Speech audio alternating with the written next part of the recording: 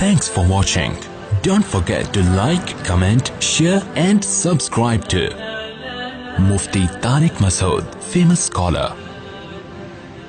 یونس علیہ السلام اپنی قوم کو تبلیغ کر رہے تھے. جب مایوس ہو گئے نا تو حضرت یونس کو لگا کہ اب ان پر عذاب آئے گا اور یہ ہلاک ہو جائیں گے, تو اللہ کے خوف سے بستی چھوڑ کر نکل گئے. اللہ کے علم میں یہ بات تھی کہ جب یہ قوم عذاب دیکھے گی تو توبہ کر لے گی. یہ قوم عذاب دیکھے گی تو کیا ہوگا؟ دوسری قومیں تو عذاب دیکھ کے بھی مذاق اڑاتی تھیں. قوم عاد نے کیا کہا تھا؟ پیغمبر نے کہا کہ یہ بادل ہیں جو پتھر برسائیں گے. انہوں نے کہا نہ بادل پتھر تھوڑی, بارشیں ہوں گی, مزہ آئے گا, انجوائے کریں گے ہم. وہ کہہ رہے ہیں عذاب آ رہا ہے, وہ کہہ رہے نہیں. تو قرآن کہہ رہے صرف یونس علیہ السلام کی واحد قوم ایسی قوم ہے جس نے جب عذاب دیکھا تو فوراً اس نے کیا کر لی؟ توبہ. ابھی عذاب کا کوڑا برسا نہیں تھا, عقل مند لوگ تھے اور یہ ڈر گئے تھے کہ پیغمبر ہمارے درمیان نہیں ہے, کوئی اب مسئلہ نہ ہو جائے. تو اللہ نے ان سے عذاب کو دور کر لیا. پھر اللہ نے حضرت یونس کی گرفت کی کہ آپ میری پرمیشن کے بغیر بستی چھوڑ کر نکلے کیوں؟ تو پھر قرآن اپنے انداز میں ڈانٹ لگاتا ہے. تو اس کا یہ مطلب نہیں ہوتا کہ وہ نافرمان تھے یا واقعی اللہ کا ان پہ غضب ہوا, ایسا کچھ نہیں ہے. یہ اللہ کا جلال ہے نا, اللہ کا انداز, کلام کا انداز ہے. اللہ فرماتے ہیں یونس یہ سمجھے اللہ نقدر علیہ کہ ہم ان کو پکڑ ہی نہیں سکیں گے. حالانکہ یونس ہرگز ایسا نہیں سمجھے. اگر وہ ایسا سمجھتے تو وہ تو اسلام سے خارج ہو جاتے نا. لیکن عمل سے ایسا لگ رہا تھا گویا وہ یہ سمجھ رہے ہیں کہ ہم ان کو پکڑیں گے نہیں اس پہ. تو اس لیے علماء ان آیات کی تعویل کرتے ہیں دوسری آیات کی روشنی میں. یہ آیتیں اپنے ظاہر پر نہیں ہوتی. تو اللہ فرماتے ہیں پھر کیا ہوا؟ سمانگ لگانی پڑی. اور وہ کیسے؟ یونس علیہ السلام جب گئے نا تو کشتی میں وزن زیادہ ہو گیا اور کشتی ڈوبنے لگی. تو وہاں لوگوں نے کہا کہ کوئی شخص ہم میں ایسا ہے, کوئی غلام اپنے مولا کی پرمیشن کے بغیر بھاگا ہے تو قرآن دازی ہوگی, جس کا نام آیا اس کو سمندر میں چھلانگ لگانی پڑے گی تاکہ دوسرے لوگ بچ جائیں. تو نام کس کا آیا؟ یونس علیہ السلام کا. کیا آزمائش ہے یار, ساری زندگی تبلیغ کی ہے بھائی. یعنی میں آج کل دینداروں کی بات کر رہا ہوں کہ جو نماز پڑھتے ہیں, روزہ رکھتے ہیں, کہتے ہیں یار ہم تو اتنے نیک لوگ ہیں, نہ کبھی. پرسوں کیا ہوا, میں آپ کو دلچسپ واقعہ سناؤں. میں کسی کام سے صدر کی طرف رات کو جا رہا ہوں 2 بجے. راستے میں ہوٹل میں ہم نے کہا کہ چلو کھانا کھاتے ہیں, بھوک بہت سخت لگ رہی تھی, کھانا نہیں کھایا ہوا تھا. تو ہوٹل میں جب میں بیٹھا تو ایک صاحب آئے, گھنٹہ انتظار کیا نا میرا انہوں نے کہ یار آپ کھانا کھاؤ تو میں نے آپ سے ایک سوال پوچھنا, اور بڑی عقیدت میں نے کہا چلو بیچارے اتنی دیر سے بیٹھے ہوئے ہیں, کھانا ہم نے تسلی سے کھایا, آ کے مجھ سے ملے, السلام علیکم. وعلیکم السلام, خیریت سے ہیں جی؟ الحمدللہ. بڑی خوشی ہوئی. میں نے کہا ماشاء اللہ. کہتے ہیں ایک سوال پوچھنا ہے آپ سے. یہ کوئی غیبت کی بات نہیں ہے, نہ کوئی اس میں ٹینشن کی بات ہے. مجھے کہنے لگے کہ میں ساری زندگی ایمانداری سے میں نے ملازمت کی ہے, کبھی کسی کا 1 روپیہ نہیں دبایا, لیکن میرے پاس اتنی غربت ہے کہ میرے پاس گھر جانے کا کرایہ بھی نہیں ہے. تو یہ ایماندار لوگوں کے ساتھ ایسا کیوں ہوتا ہے؟ اور مجھے اس سوال کا صحیح جواب چاہیے. میں نے کہا بھائی بعض دفعہ ہوتا ہے, اللہ کی طرف سے آزمائش ہوتی ہے, عموماً تو ایسا نہیں ہوتا. ایماندار لوگوں کے مال میں اللہ برکت دیتا ہے, لیکن کبھی کبھار اللہ کی طرف سے آزمائش بھی آتی ہے اور بے ایمان لوگ ترقی بھی کر جاتے ہیں. پھر میں نے مثال دی سابق صدر کی. میں نے کہا ایمانداری کا عالمی ریکارڈ قائم کیا ہے, مگر آپ دیکھو پیسہ ہے کہ آیا ہی چلا جا رہا ہے. آئے پوری اسٹیل میں 1 چمچ اسٹیل کا کھا سکتے ہیں آپ, ہیں بھائی؟ 1 چمچ ہم اسٹیل کا چبا نہیں سکتے, اور بعض لوگ پوری اسٹیل ملیں کھا گئے ہیں. تو میں نے کہا دیکھو یہ تو اللہ کی طرف سے. مجھے کہتے ہیں جواب درست نہیں ہے. کہتے ہیں آپ کے جواب سے میں بالکل بھی مطمئن نہیں ہوا.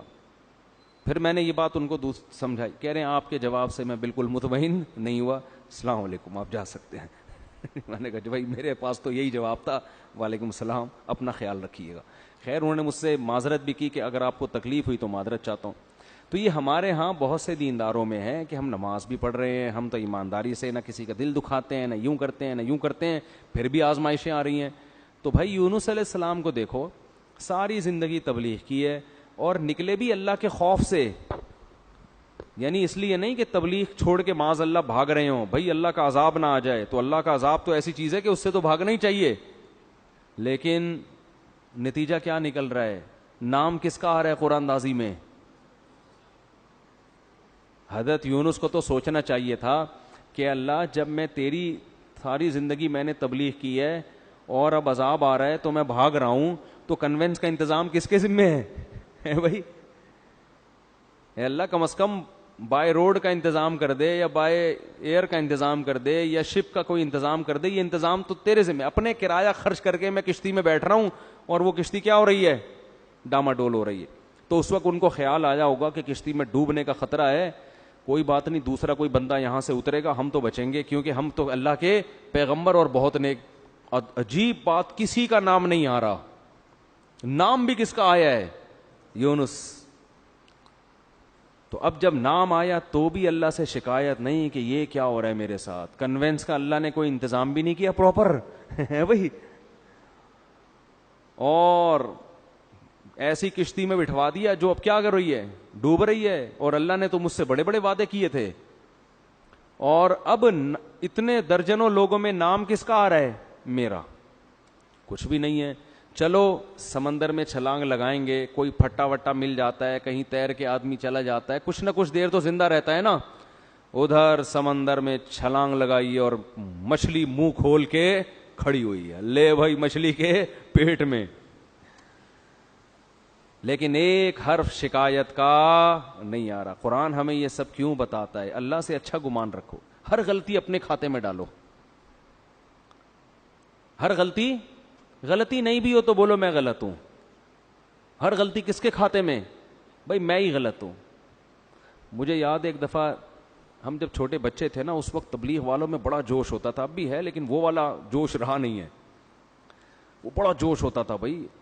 وہ جب 3 دن کی جماعت آتی تھی نا, پورے محلے کو ہلا کے جاتی تھی. وہ ہر ایک کو لے کے, کوئی گٹر کے ڈھکن پہ بیٹھے ہوئے اس کو سمجھا رہے ہیں, ادھر لے آ کے چائے پلا رہے ہیں. بڑا اب بھی ہے لیکن ظاہر ہے جو چیز شروع میں ہوتی ہے اس میں جوش زیادہ ہوتا ہے.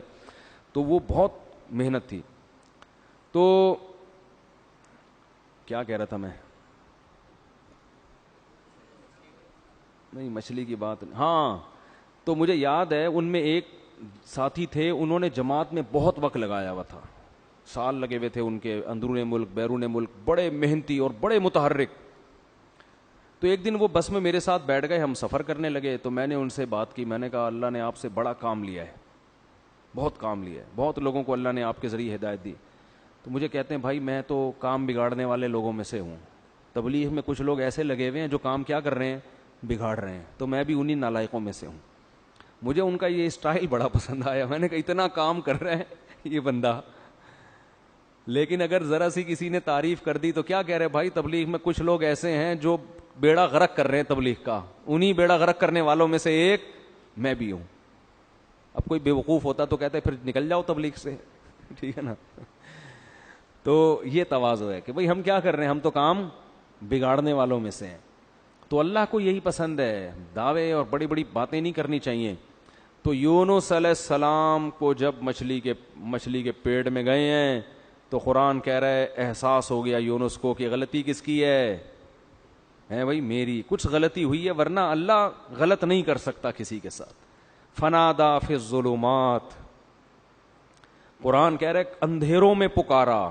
ایک تو مچھلی کے پیٹ کا اندھیرا, ایک سمندر کی تہ کا اندھیرا, اور ایک رات کا اندھیرا. یہ رات کو واقعہ ہوا ہے, کتنا خوف ہوگا.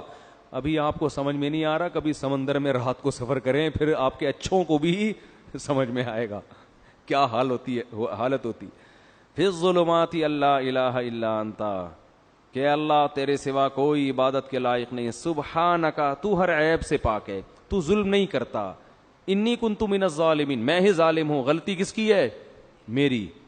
قرآن کہہ رہے ہم نے مچھلی کو حکم دیا اگل دے بھائی کنارے پہ لے جا کے, بس یہی دکھانا تھا ہم نے.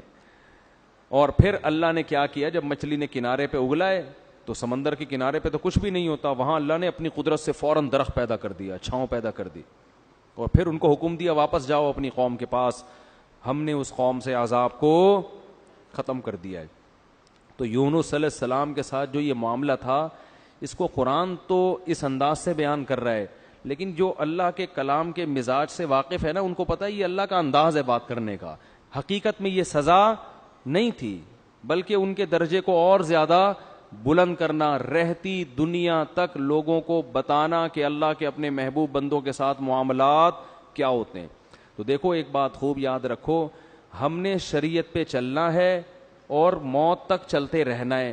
جو بھی ہو جائے, جیسا غلط ہو اچھا ہو, یہ ہمارا ہیڈک نہیں ہے, یہ مسئلہ اللہ کا ہے. سمجھتے ہو؟